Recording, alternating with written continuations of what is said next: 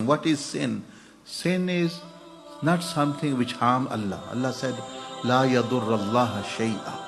Allah, nothing harms Allah. So that's out of question. ہم سمجھتے ہیں کہ اللہ کا کوئی نقصان ہو جائے گا گناہ سے. اللہ کا کوئی نقصان نہیں ہوتا.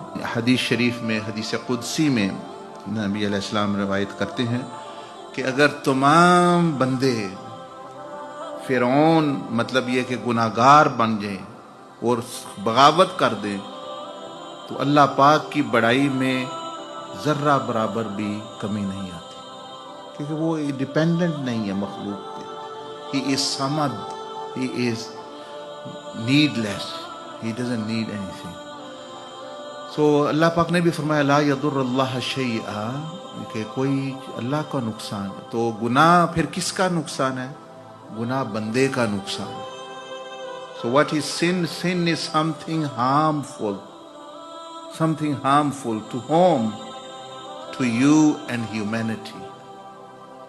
And to you, your dunya, your body, your mind, your heart.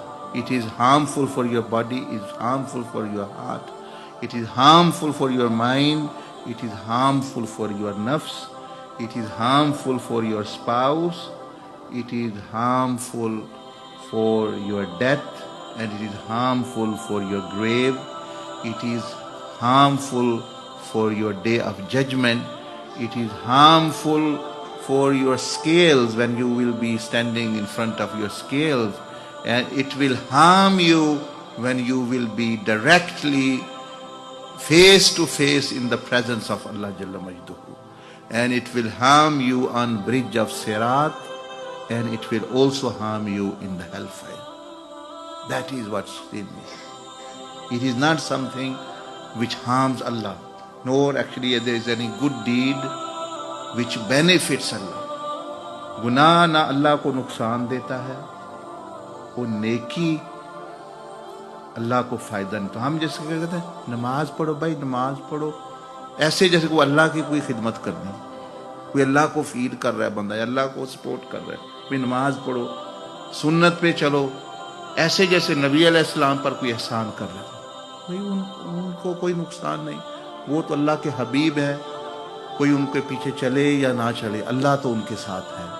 ان کو تو اس کی ہماری ضرورت نہیں. لیکن ہمیں امتی کو نبی کی ضرورت ہوتی ہے، نبی کو امتی کی ضرورت نہیں ہوتی. ان کی تو ساری کائنات ہی امتی ہے. تو اسی طرح جو ہے so one should understand that what is sin. Sin is something which is harmful, جو آپ کو نقصان دے گی.